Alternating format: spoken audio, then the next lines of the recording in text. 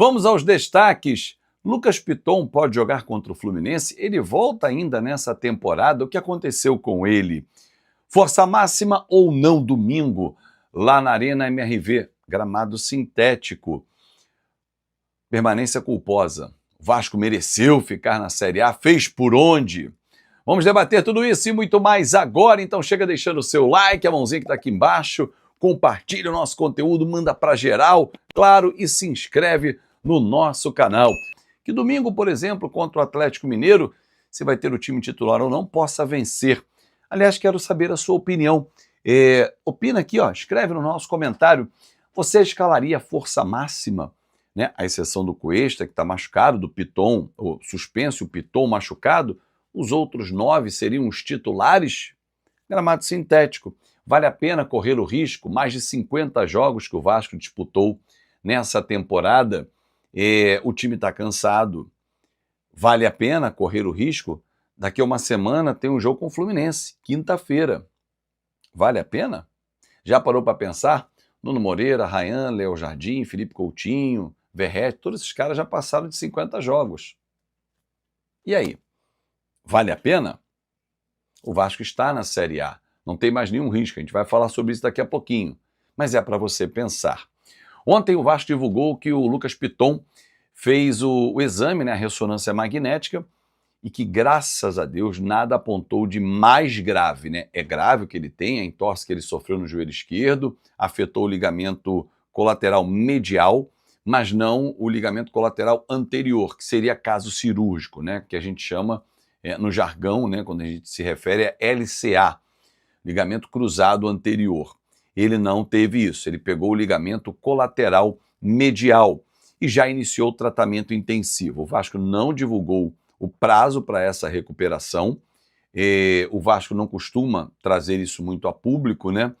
Mas eu fui ouvir um especialista, um grande especialista, um médico cirurgião em joelho, e perguntei para ele, e aí, num caso como esse, como é que funciona? Ele falou, olha, realmente, lesão ligamentar colateral medial, ela não é cirúrgica, né? Você tem a variação do grau 1 até o grau 3. O grau 3 leva até 6 semanas para voltar.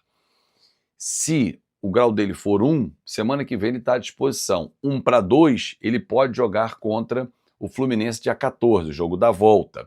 Mas claro que tudo vai depender do dia a dia, da avaliação dos competentes integrantes do DESP do Vasco. Grau 2, pegou 2 mesmo, quase para 3. Aí esquece, não dá tempo de voltar, seriam 3 a 4 semanas. Nesse início, uma imobilização será necessária no joelho esquerdo do Lucas Piton, para que ele possa ter mais confiança também no dia a dia, nos movimentos que ele vai ter que executar e não tenha nenhum trauma novo no próprio joelho. Boa recuperação para o Piton, que não joga domingo. Puma entra na vaga dele, coloca o Vitor Luiz, que é da função, dá chance para o Leandrinho. Qual seria a sua escalação? Eu pouparia alguns jogadores, já vou logo falando e ratificando o que já disse aqui, mesmo que, mas a Sul-Americana está em jogo, desculpa. O nosso foco tem que ser a Copa do Brasil. Restam 5 jogos para terminar a temporada, na minha avaliação. Jogo com o Atlético Mineiro, os 2 com o Fluminense e chegar à final sim na competição, mais 2, Cruzeiro ou Corinthians e a final no Maracanã. Tem que pensar assim, não pode ser diferente. Quem pensa pequeno vai colher muito pequeno. Quem pensa grande vai ter coisas grandes para colher pela frente, né? A Libertadores é uma coisa grande para a gente colher pela frente. Então, assim, por isso que eu pouparia Ryan, pouparia Nuno, pouparia Coutinho, tira do jogo. Fábio, mas o Vasco não está garantido na Sul-Americana, não tem pouco mais de 67% de chance. Desculpa, nesse momento é escolha, tem que fazer essa escolha.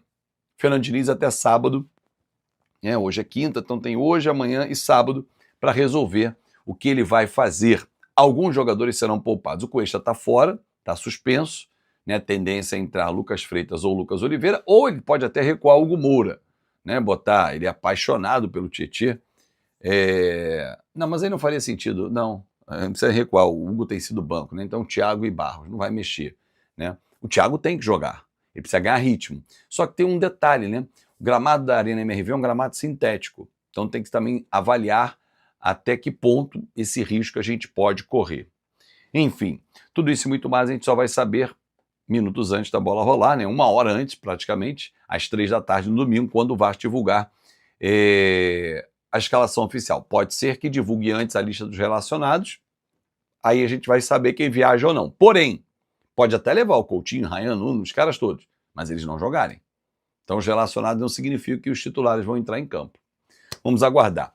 Bom, para fechar, em 2022, quando o Vasco subiu naquela batalha de Itu e tal, venceu o Ituano, gol de pênalti do Nenê, confusão, Andrei Santos expulso, lembra disso?